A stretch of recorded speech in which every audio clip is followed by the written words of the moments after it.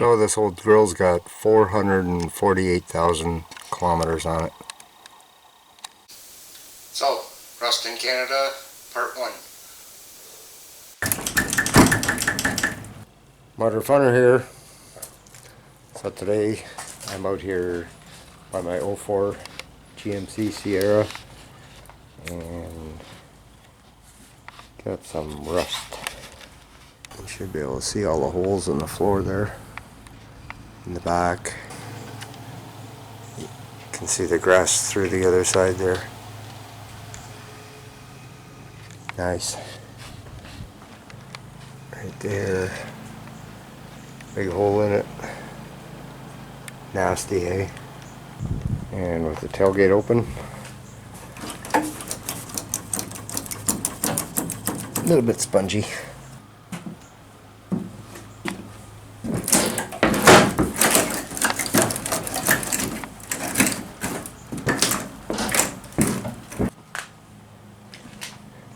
And this whole side here is pretty much toast. Yeah. The rest of the truck's not too bad. Cab corners and rockers have all been done once already 6 years ago. And that fender is toast. This one. Up underneath here, that whole section is missing up there already. This side looks better. All scratched up. And some rust coming back from 6 years ago when I did the cab corners and rockers. A little bit on the door there. This is the worst door for some reason. Oh. And that's starting to try and come through here again. Not good. Oh well. So, I went out today and I picked up this. It's not black, but it is gray and it somewhat matches. And it's a Southern box. Anyway, it's much better than what I got on there now. So today, I'm going to be continuing on with Rust in Canada. Here's also something going on in Canada right now. Ice storm, and took down my crabapple branch. Landed right in front of the truck. I rolled it over there this morning. And today is the start of putting this box on. It's a Southern box, not quite black, but it's gonna do. And this is my truck after the ice storm, just ducky.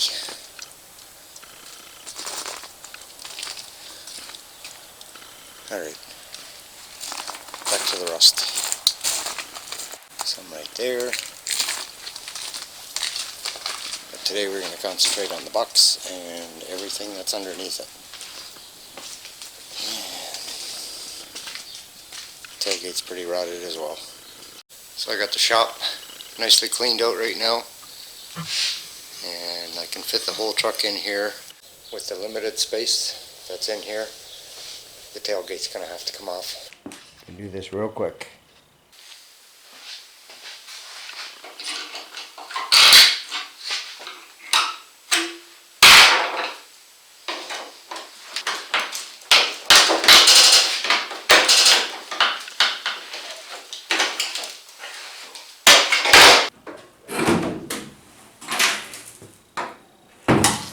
Nasty. Thought I might be able to get away with repairing that one, but it's not going to happen. The whole part is coming apart there, right where the hinge is. This hinge was kind of flopping around already, but I just thought it was broken in the corner here. I didn't realize it was all the way across there. I'm going to have to get any one of those too. Crap.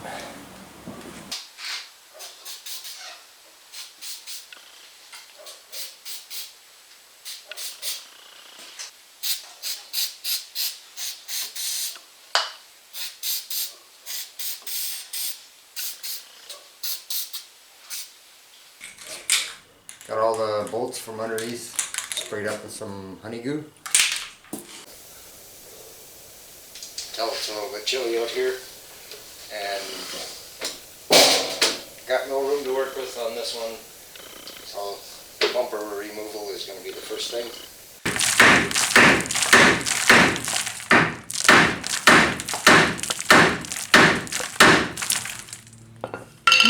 Not good.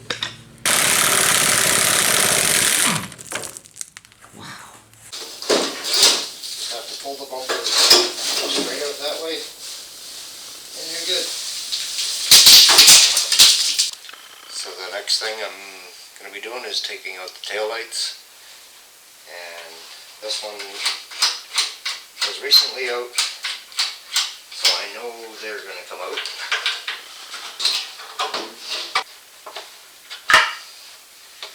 There we go. And then I'm just taking the wiring and pulling it through the bottom.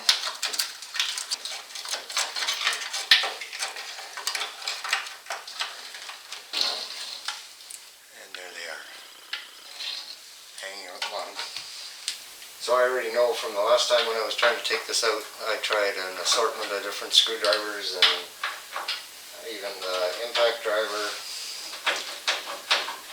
It's all kind of strict. So I'm posting a quick tip link just above me there, and if you want to see how I'm getting this out, watch the video.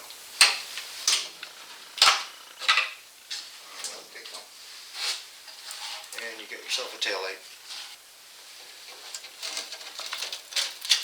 So if you're replacing the box with a different box like I am, you're going to want to get all this wiring pulled through here so that it doesn't stay attached to the box.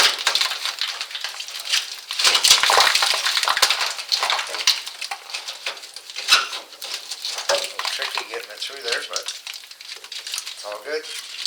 And now I'll do the other side.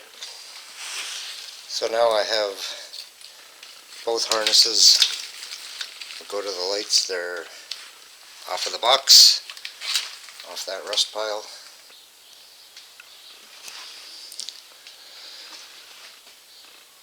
So I've got everything off of here that I wanted off.